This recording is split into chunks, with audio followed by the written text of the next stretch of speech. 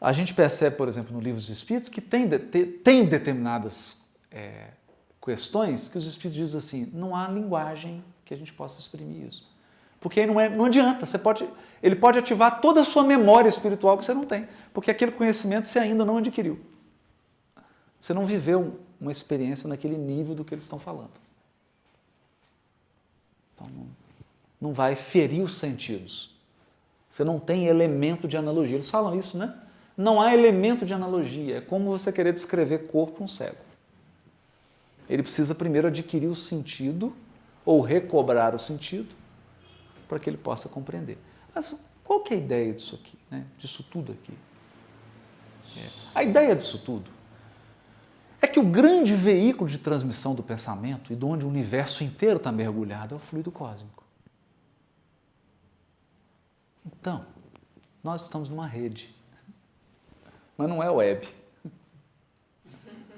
é uma rede cósmica. Cósmica. Por conta disso, não há nem o mínimo pensamento e sentimento que escape, não é só de Deus, não precisa nem dizer, mas de tudo.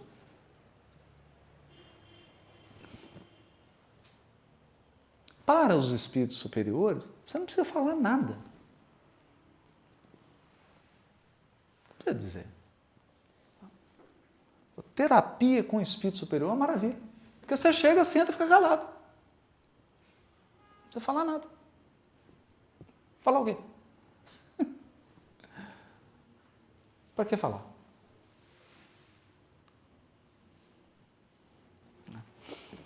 Então, quando a gente coloca essas questões aqui, agora vamos voltar para o Gênesis. Criou água. Não fala quando criou a água. A água está pressuposta no Gênesis.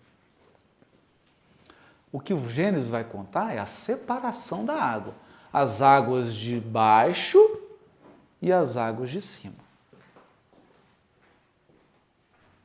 Mostrando aquela água mais sutil e a água mais materializada.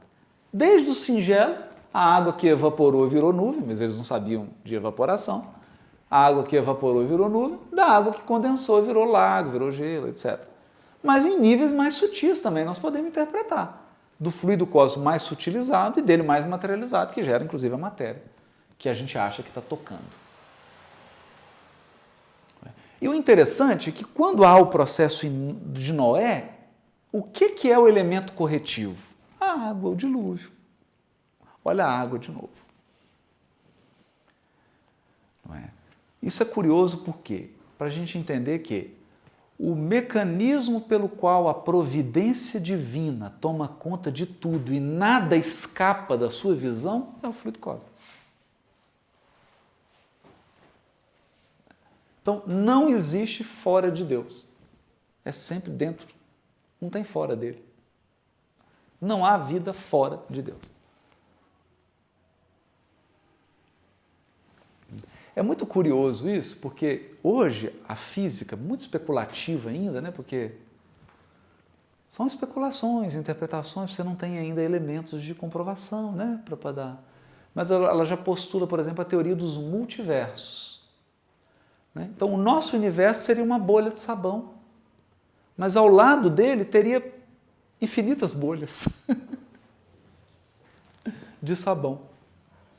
Então, tem um que usa uma imagem que eu achei fantástica, né? Um documentário que tem no YouTube, que ele fala assim, imagina um queijo, todo furadinho. Os furos são os universos. O queijo é algo que a gente não conhece, que é essa matéria, essa energia escura aí. Mas, gente, é o conceito de fluido cósmico.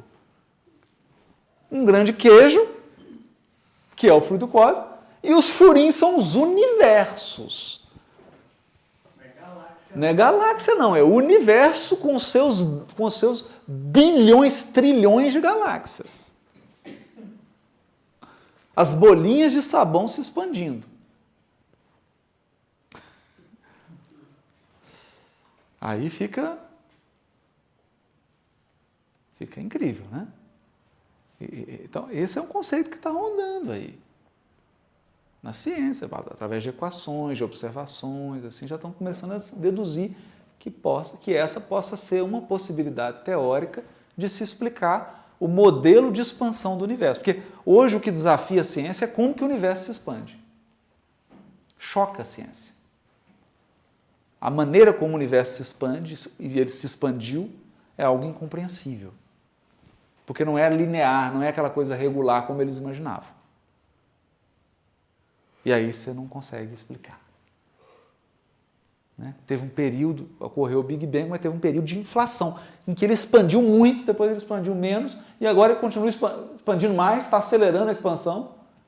Então você tem momentos de crescimento intenso, de dar uma paradinha, crescimento intenso. Que negócio é esse? Então, para explicar isso matematicamente, uma das ideias é a de multiversos. O que mostra para a gente o que é isso aqui, né?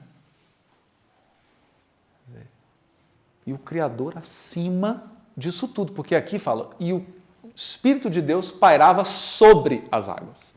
O único que está fora da criação é Deus. Fora e absolutamente dentro. Não, mas isso é paradoxal. É. Tudo que se refere a Deus é paradoxal. Você já falou aí, mas a coisa também tem uma comparação com isso, né? Tudo que é, né, tudo que é criação, imerso ali naquela água, né? Exatamente. Exatamente. E ele estava entre as duas, né? Exatamente. Entre as duas. Ele estava entre as duas. Curioso, muito interessante isso, né? Então são simbologias profundas, né? Só para lembrar o pessoal que a gente não deve fazer a interpretação literal da Bíblia, né? Diz que na arca entrou um macho, uma fêmea, um casal de cada espécie, né? Menos dos peixes, né? Nossa, meu Deus. Vai pôr peixe na arca. Né? Mas é só um ligeiro comentário aí para a gente ficar esperto, ficar atento, né? Na leitura da Bíblia. Ok. Agora, a gente quer trazer esse conceito, nesses 5 minutos que nos restam agora, para uma experiência prática agora, de relação com Deus. Então tem uma página que está no livro Ceifa de Luz, é o capítulo 44. Emmanuel deu o título de Oraremos. É um comentário da primeira carta de João, capítulo 5, versículo 14, que diz assim: e esta é a confiança que temos para Ele, que se pedirmos alguma coisa segundo a sua vontade, Ele nos ouve.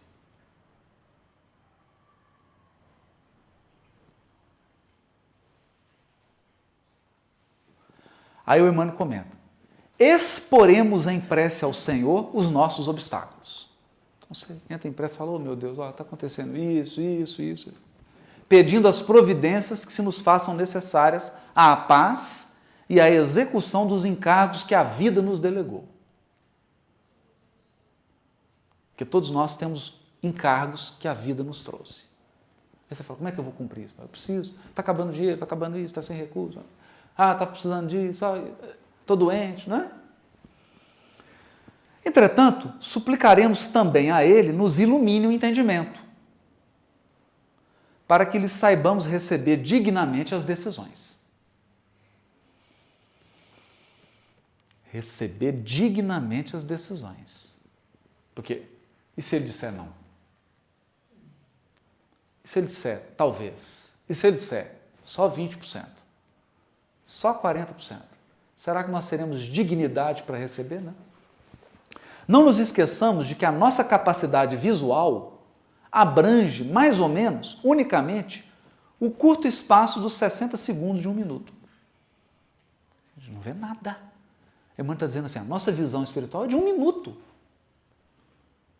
Enquanto que o Senhor, que nos acompanhou as numerosas existências passadas, existências que conservas agora na Terra, temporariamente esquecidas, nos conhece o montante das necessidades de hoje e de amanhã.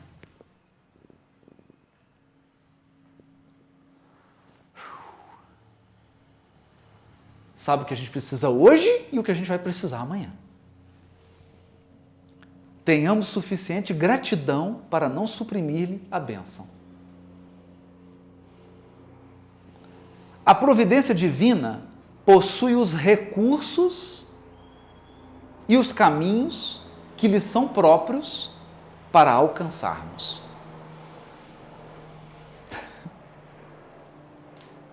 Olha isso. Os recursos que Deus tem e os caminhos que Ele tem para nos alcançar são próprios dele. Não são próprios de mim.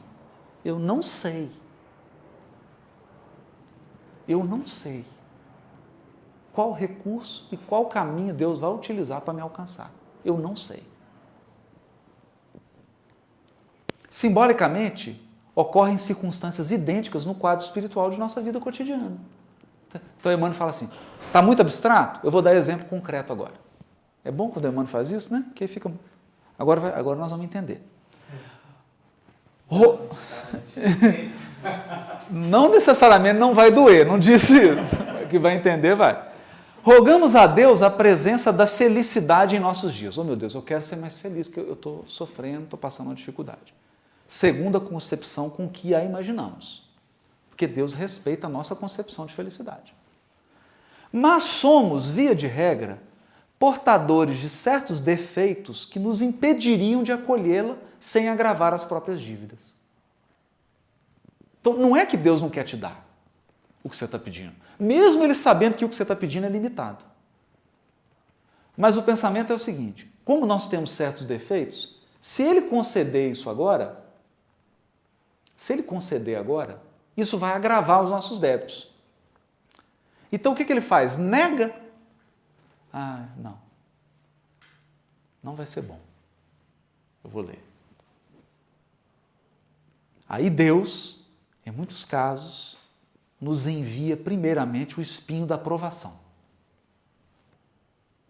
que nos faculte a experiência precisa para recebê-lo em momento oportuno. Como determina o recurso operatório para o corpo doente antes que se lhe restaure a saúde. Então, você pediu. Ele fala assim, sim. Treme. Se Deus responder sim, pode começar a chorar. Porque primeiro Ele vai te preparar para receber. Então você fala assim, eu quero saúde. Vamos seguir. O corpo você fala, eu quero saúde. Ele fala, você quer saúde? Ok. Oraremos sim. No entanto, é imperioso, em matéria de petição, rogar isso ou aquilo ao Senhor, sempre de acordo com a sua vontade, porque a vontade do Senhor inclui invariavelmente a harmonia e a felicidade de nossa vida. Então, o que o Emmanuel está dizendo aqui? Você pede saúde? Ele manda aqui, eu estou pegando, está faltando um pedaço aqui na mensagem. Peguei da internet, está faltando um pedaço. O pedaço que está faltando aqui, aqui, ó, achei. Quando encarnados no plano físico, se na posição de enfermos, costumamos implorar do céu a dádiva da saúde corpórea, na expectativa de obter um milagre. Você fala, eu quero saúde, como se Deus chegasse aqui e falasse assim, pronto, você tem mais 2 pedidos. Eu sou o gênio da lâmpada. Só que não é assim. O céu nos responde, fala, você quer saúde? Ok, vou te preparar para ela. Manda um bisturi, que nos rasgue as entranhas, de maneira a reconstituir-nos o equilíbrio orgânico. Simbolicamente, ocorrem circunstâncias idênticas no quadro espiritual de nossa vida cotidiana. Você está pedindo algo, Deus fala, eu te dou. Eu te dou. Só que primeiro você vai ter que ser operado. Piorar para melhorar. Piorar para melhorar. Aí vem o bisturi, você passa por uma cirurgia, convalescença, vai, você fala assim, dessa vez eu vou morrer. Passa pela provação, aí você está preparado e recebe o que você pediu. O problema é que a gente esquece do que pediu, né?